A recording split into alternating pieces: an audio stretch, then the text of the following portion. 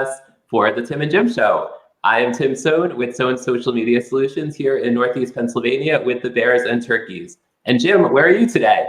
Today I am in Atlanta, Georgia, where it is cold. But actually, I was told by people because of my military past that I should say I'm coming live to you from an undisclosed location.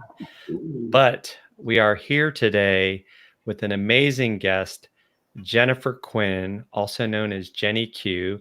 And what's funny, and it just tells you the power of the internet, is we met partially through being in a group with a lot of common people. And so we connected on LinkedIn. We had a conversation through Messenger. And today we have the #2 live streamer, I don't know who #1 is, in the world or in our world, as our guest to tell us about the art of telling your story on live video. And we were talking about a little bit before the show, and Jenny will let you introduce yourself, and we'll go into how the live video has changed all of our world. Yes, it really has changed our world. And thank you for your kind words in the introduction. I do want to clarify the #2 live streaming title was given by Clout a few years ago. And at the time, #1 was Ross Brand of Livestream Universe. So no surprise there, right? Of course, Clout is no longer around, but it's a fun little thing that happened. And so thank you for that. And yeah, so I'm actually live streaming from Boise, Idaho. And here's the power of live video. Like you said, we are all now connected, and that has been the journey that I've had and many others have had since, live streaming has been around for some time, but I became aware of it in 2015 when Periscope came around. And so just briefly to tell you my background with live streaming, I was running a digital marketing company here in Boise, Idaho, and working with local businesses and doing social media management as well as presentations, teaching business owners how to leverage the social media, right? And at the time, they would ask me, it was 2012, they would say, what is the ROI of social media? And I'd say, well, the ROI is you get to still be in business in 5 years. And now when I do presentations, they say, what's the ROI of live video or video? And I say, well, you get to still be in business in 5 years. So that's where it's gone. So in 2015, Periscope launched in March, and they weren't the first live streaming app, but they were the first one that really captured the attention of a lot of digital marketers. And so with that experience, I attended the first Periscope Summit in New York City in September of 2015. And the app was only 6 months old, and there were hundreds of people there from all over the world. And maybe even more compelling was all different industries. So, it's very different than going to like a CPA convention or an attorney convention or a digital marketing convention, because we had everybody just coming together. And so, yeah, and then I have attended several different conferences that are focused on video and live video. And it has been fascinating and quite a journey to meet people from all over the world and watch how everyone has taken their own path and found their niche, and now is leveraging live streaming for their business. Yeah, and it's like, even with Tim and I mean, we've been doing this show now for, I guess we could say, 13 months now, Tim, going on 14 months. And our first anniversary was August 26th, I think. Yeah. So it's already been almost 2 more months past then. And, and I think, and I'm sure we're going to get into this a little bit too, Jenny, it's about being consistent and, and not being afraid of taking that imperfect action. It was interesting. I was just with my coach last week, and one of the speakers was talking about the P in perfection is poison. And I was like, wow, that's really true, because I talk to people like, well, why don't you go on live video? Well, and so I think that really leads well into our first question of today. And Tim, would you like to ask that question? Absolutely. So Jenny, how do we get our mindset right to tell our story live? It could be so scary, right? Well, you hit the nail on the head. The biggest barrier that I come across when I'm doing my coaching and consulting with professionals is they're afraid. And the reason they're afraid is because they're experts. they don't want to look stupid, they don't want to sound dumb, and they don't want to say the wrong thing, right? Exactly. And so the way to overcome that mindset is to realize that the reason that you are going live is not for you. It's not about you. It just isn't about you. You know, when I was 14, I auditioned for a musical at Boise State University, The Sound of Music. I'm sure you've heard of it. And I got the role of Liesel, the 16-year-old, right, with Rolf. And when we got to the dress rehearsal with the full orchestra, he and I were so nervous. We could not remember any of our dance steps. The only cue that we got was the kissing cue, which was so embarrassing that that's the only cue we got, right? And I was so embarrassed that my nerves had taken over, that I couldn't perform the way that we had practiced. And my mentor told me, the reason you were nervous is because you were too busy thinking about what the orchestra and members and the audience, you know, that had come to the dress rehearsal, what they were thinking about you. It's not about you. It's about the audience and your gift that you're sharing. And so with that little shift, we can alleviate the fear. Don't ever have the expectation of eradicating the fear, because I still get nervous sometimes before I go live. And I know what I'm doing, right? And so if you can just go 51% giving and 49% fear, you can still jump that fence and jump in. Wow. Tim, I mean, what do you think? What have you found as your challenge with mindset? Yeah, I mean, I recently worked with a realty firm, and it was such a huge challenge to get realtors to come on live videos or even recorded videos, not even touching live videos. We ended up doing some recorded videos. We didn't even get to live yet. But I definitely think that, you know, they're just so self-conscious. And just to wade into the waters of video is a challenge for so many business owners or employees, I think.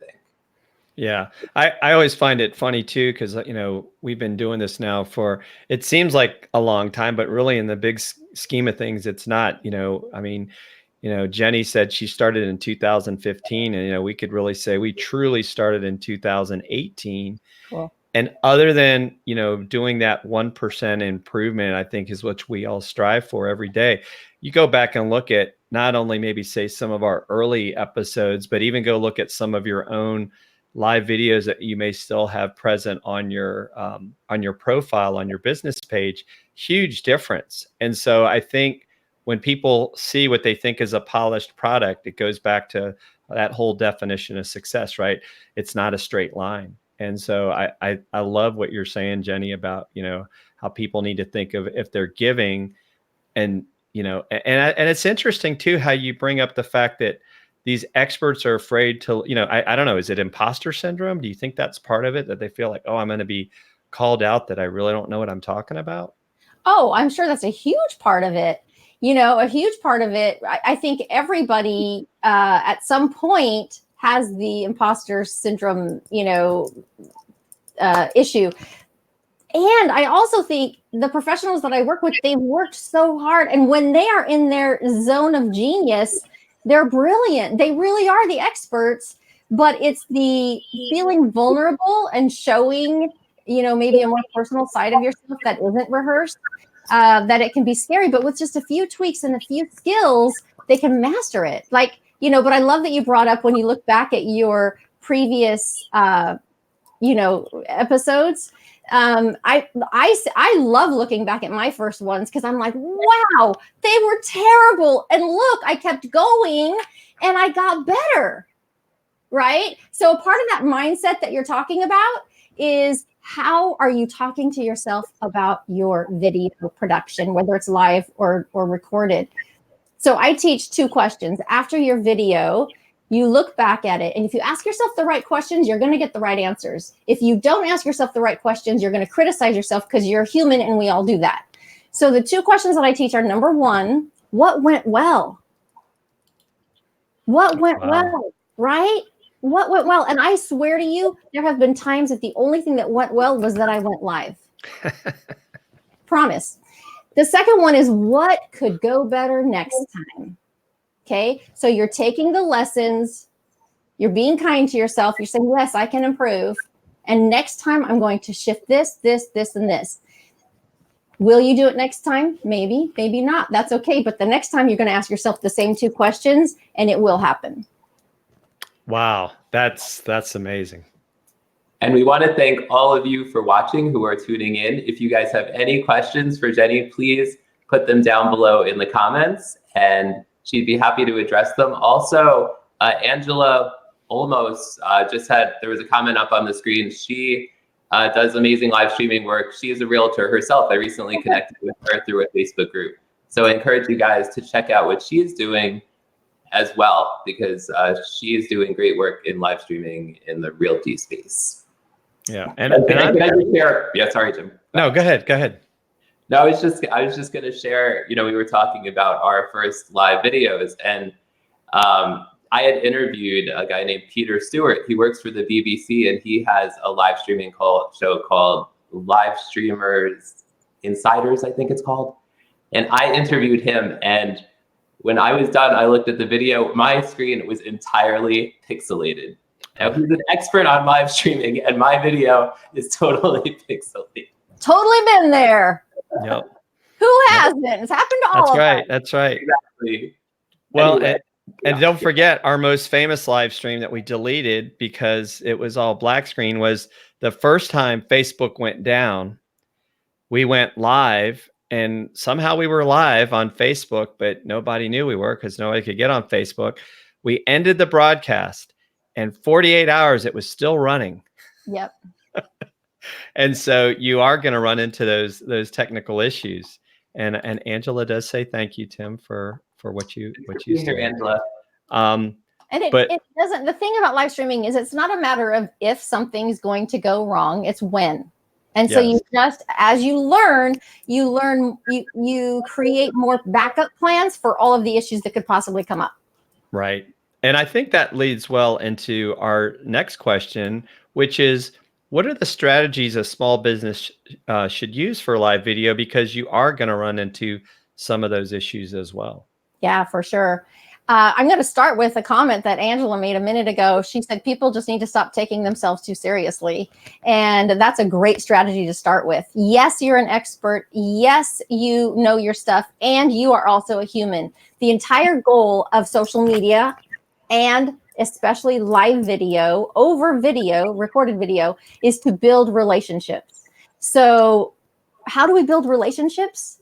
We are real, we're vulnerable, we're authentic, right? We show up the way people expect us to show up, and that increases trust. And we really, really want to increase the know, like, and trust factor, because especially as professionals, and especially as someone who's asking for your business, and especially as someone that could possibly be intimidating in any other situation, like an attorney or a CPA, right? You want to feel like you already know the person before you make the phone call. You want to already know the problems they solve before you even, find out what their phone number is. And so the strategies would be to maybe not take yourself so seriously, tell your stories, and quit talking so much about your business. Talk about you, talk about the lessons you've learned, talk about the books you love, tell your stories about how you've gotten where you are, right? Yes. And it's, I mean, storytelling is so amazing. I mean, because, I've become a huge fan of Donald Miller and his story brand, and it's just even like Star Wars, they just had the trailer come out for the new Star Wars movie, and Mike Alton and I like to joke about Star Wars all the time, but it's like, Yoda, right? Yoda is the guide for Luke Skywalker. So we all have that ability to be guides to help others succeed. Jenny, you do that with your Facebook group. I love what you're doing with the improv stuff that you're bringing about. And, of course, I'm still trying to figure out that, as a Marine, that's a big word, improv. I don't know. Maybe Ooh, that sounds like a challenge to me. Yes. No, that's exciting. Yes. Well, and the power of storytelling isn't new. It goes back forever and ever for human history. If you think about when you were growing up and your family was telling you about your family history, they didn't pull out a PowerPoint with bullets. Yeah. They told you stories. And I'm sure that now that I'm saying that to you, everyone who's listening is thinking of, oh, I remember this story. Oh, I remember this story. And it taught you about your heritage without saying, well, we came from this country and we, started this business, right? So stories are powerful. Right. And Angela has a question. Any tips to going live and being seen by local people? Would tags help during a live stream? That is a wonderful question. Now, I would have to ask Angela if she's talking about Facebook or LinkedIn or YouTube. So I would actually need more information to help her with that.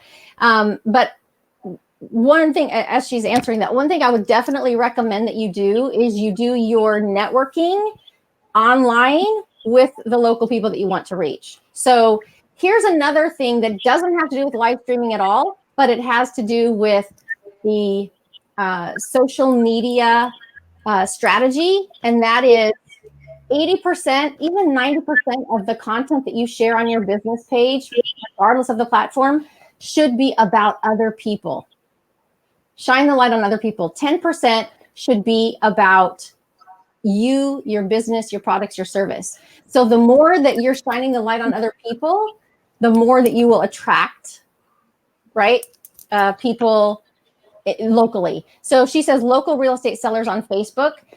Yeah, with Facebook, I would totally leverage the power of Facebook ads in all the things that you do, because you can fine tune it so much with who you're targeting.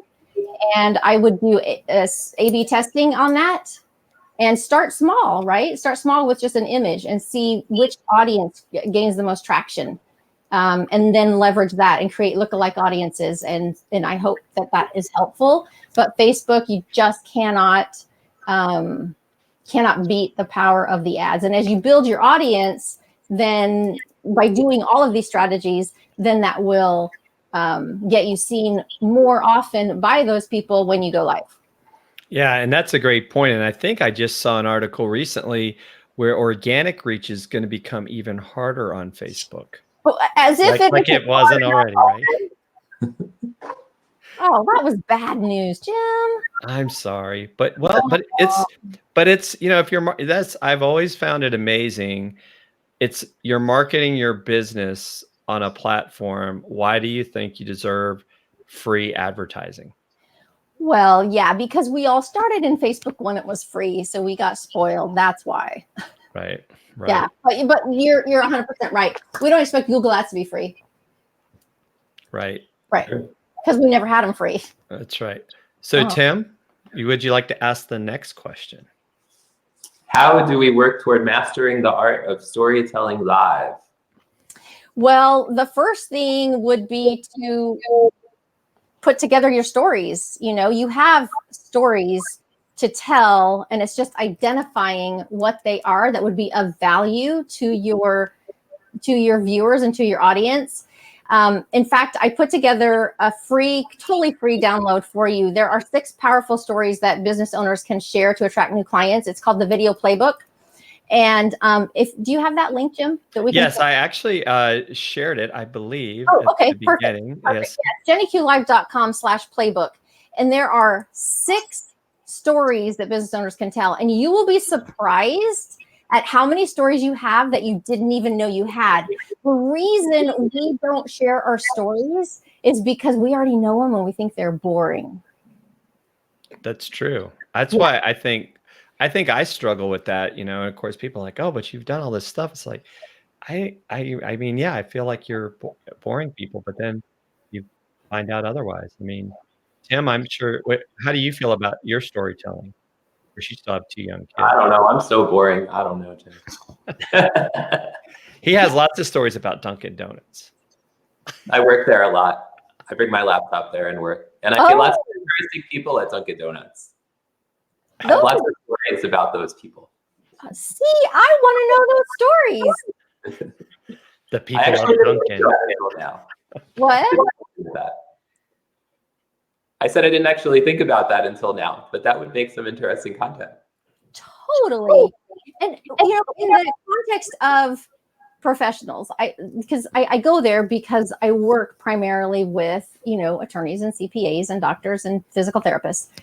The stories are fascinating to us, but when I've been at attorney conferences, they're like, they think it's boring. I'm like, are you kidding? I want to know the most exciting thing you've ever had happen in a courtroom, because that's real life. That's not scripted on Law and Order. I want to hear what's really going on in the courtroom, right? And so I think as professionals, if we can think of those things that, or as business owners, that are really fascinating. And so that's why I put together this video playbook, because there are 6 different types of stories that you can tell. This is a downloadable PDF. I think it's 11 or 15 pages, because under each topic of type of story, I give 6 or 8 examples of different types of stories. So do you want me to go over briefly what those are? Absolutely. Yeah. Absolutely. So in the beginning, right? In the beginning, how did you get to be where you are? Behind the scenes. People want to know what you're doing behind the scenes. So in the case of a realtor, what if you did a live stream showing? Now, it's an obvious one to do an open house. That's an obvious live stream, right? But what about if you showed how you prepare for the open house a day or 2 days or a week before the open house? Here's what I do behind the scenes, is an over-the-shoulder look. Look at all these things I get prepared. And the reason I do this is so that the people who come to look at the open house have all the information they need to, make an informed decision. Then there's case studies. Wow, we want to know case studies. We want to know the people you've helped, the problems you've solved. Lessons learned. Who doesn't want to hear how someone failed and then overcame? We all love those stories, right? Impact. What impact are you making in the lives of your clients or in your community? Those are really good, really powerful stories. And then who we are. We need to humanize our brand. We need to let people know who is behind the profile, who's behind the logo, who's behind all the static posts, right? So make sure that you're telling your team's story in whatever way they're comfortable with. So for example, if you are working in an office and you could have 10 people, and I'm just going to use a law firm, for example, you have the 3 lawyers, but it takes 7 people to run that. Why not do a spotlight on each of the employees in a live stream, super casual, and don't even talk about what they do in business. Talk about what they do, in their hobbies, and how do they give back, and what's their family like, whatever they're willing to share, because we want to humanize the brand every possible opportunity. Right. No, and that's such a big part of what people are looking for. I mean, that's one of the, the human to human, right? Totally. I mean, Mark Schaefer's talked about it. I mean, even I think Carlos Gill's new book, he's talking about it as well. Where marketing has changed to people want to do business with people. Well, I don't know if you know this, but one of my marketing mentors and my business coach is Brian Kramer. I do know Brian. Yeah, and he and his wife actually have secured the trademark. It was exciting news for H2H, for human to human, because he was the first person that spoke it from stage, and he wrote the book many years ago. There is no more B2B. There's no more B2C. It's all H2H. And so that was a big moment, for all of us who just adore Brian and Courtney Kramer, that he got that trademark. So it's huge. Like, it is absolutely the way we need to do business. Yes, and I got a chance to meet him in person this summer at Social Media World Lima, and what a great guy. And the fact that's how I ended up in the human to human group is because of that. So and meeting Jeff Howell and a lot of the same people that you and I now know. Yeah. And so our final question for today, Jenny, is what are the tools or techniques that you recommend And I know we were actually talking about one earlier that you're going to start using, that we're using today, StreamYard. Do you want to maybe talk a little bit of the reason why you see StreamYard as maybe a great tool for businesses as well as some of the other stuff? Well, yes, I do. And before I do that, I want to say there is no bad option out there. Don't let making the decision on which platform, which app, or any of the above, don't let that stand in your way, because it will be an excuse. I'll just call it what it is. It will be an excuse. You don't need anything other than your mobile device sitting in front of a window and a recent mobile device within 2 years, right? And no background noise, and then have something to stabilize your mobile device. And you can go live on any platform and do it well. So don't let this hold you up. But I actually do like what StreamYard is doing with all the features they continue to roll out. I love their customer service. We were talking about that. And I love the fact that you can now record the audio separate from the video, and you can download it from the platform, so you don't have to worry about, or I should say from the app, so you don't have to worry about whichever platform you've just live streamed to, compressing it and minimizing the quality. Wow. Yes. We should clip this and send it to them to use. We will. Where's your ad? Yeah. And so what are some of the other tools or techniques? Because that in and of itself, just like we're live streaming to 4 platforms all at one time right now. Yeah. Ooh, I want to speak to that too. Here's something that StreamYard did. I've always been opposed to multicasting, because the reason to live stream is to build relationships and connections. People want to be seen, heard, and validated. In the past, albeit creative, many live streamers would go live from, an iPad to Periscope, and a mobile phone to Facebook, and then another, a laptop to another platform. And the problem with that was you couldn't maintain eye contact by looking at the lens, right? Mm-hmm. So people didn't feel like they were really a part of your live stream. And then it was very difficult to manage all the comments. And so what StreamYard has also done is made it possible to aggregate the comments into one live stream. So you really can build connections. It's beautiful. Okay, other tools or techniques.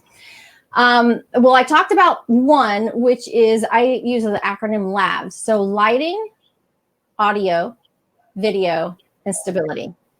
And it's super simple, but you can't compromise any of those if you want to show up with authority and credibility. And so the lighting, sit in front of a window with the light shining in on your face, turn off your overhead lighting, right? Otherwise it just shadows your face. Audio and video, if you're using a recent model phone, you're going to be fine with that within 1 to 3 feet if there's no background noise. And then stability is, if you don't have a stabilizer, you can pick one up on Amazon for super cheap. So a tripod or a selfie stick or whatever, a tripod selfie stick.